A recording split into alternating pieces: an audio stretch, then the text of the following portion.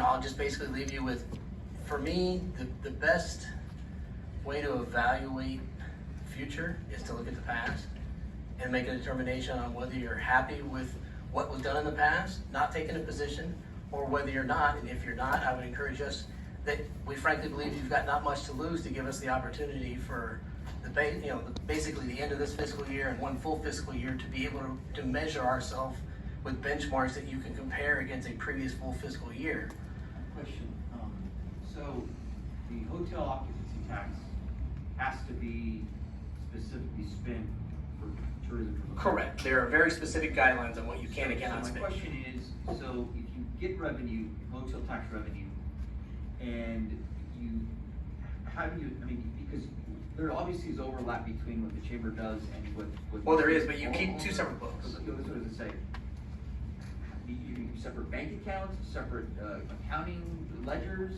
What is the only thing that you would have that you would share would be office space, leased equipment, things that are of a shared nature that you're still going to use a separate fund from which to derive those funds. So you're going to contribute from each side of a ledger towards the shared overhead of a facility, its cost, its salaries, its leased equipment, utilities, and then you're going to have a payroll account that, once again, you're putting each side's portion of that shared payroll. All of your operating budgets will be done completely separate, as they are today in two separate functions, all housed under the same umbrella organization, but operated as two separate functions within that, with two separate books in which the two monies shall not meet other than in the separate payroll account that you set up, and if you set up a separate operating account for the shared expenses. The other question I have is, I don't know how it works now, but perhaps some of the reluctance is simply that as it exists now, while the Convention and Visitors Bureau is a separate entity, it looks like the city picks the board members, I guess, and so there's a little. That's correct. Whereas if to the extent that this were to happen, the function of the usage of those tax funds are going to be now in a separate entity that the city has less control over. And I know the devil's in the details, but what assurances could you provide that the city would have sufficient oversight? Right, and I can address that, which is, in a nutshell, I'll put this in two phases. The first part being is that you've had complete control theoretically for 50 years. And you can measure whether that's been a good thing, a bad thing, sometimes, whatever the scenario is, you can measure that. What we're proposing basically is that we are not an entity appointed by you, but rather an agency contracted to provide a service. The same as an engineer, or any other contractor that's going to build or provide a service to you. You don't have a controlling interest on a board of directors on these private companies, but you have a contract that specifies what is expected of them in return for the exchange of money for service.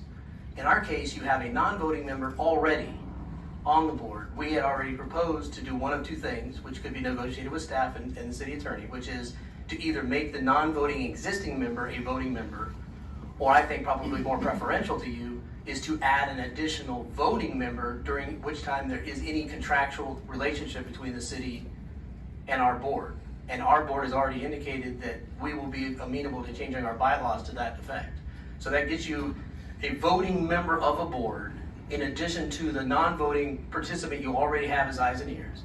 But more importantly, the thing I made clear at the last meeting was that I intend to do exactly what I did with our own board and staff, which was to make our books accessible at all times. In this case, Coleman and Hortman and the gentleman that oversaw our books has administrative access to our QuickBooks, to our bank account, and in real time, as can I, or the board president, or the board vice president, have access to anything we spend at any time, 24/7, available to them. At the last meeting, I extended again as well, is that I see no reason why I cannot do the same thing with the finance director here at the city, allowing them real-time access, either the city manager, the finance director, or both, real-time knowledge of what we spend, how we spend it, where we spend it, And again, at the end of the day, we're offering that we don't need your lump sum, whatever that sum is that didn't want to be discussed here today.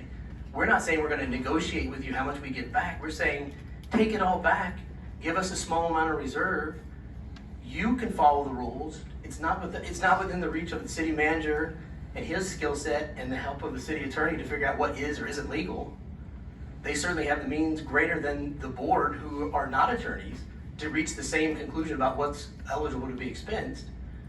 So that would be my argument, is that we're not even arguing that we need some special language change in the contract.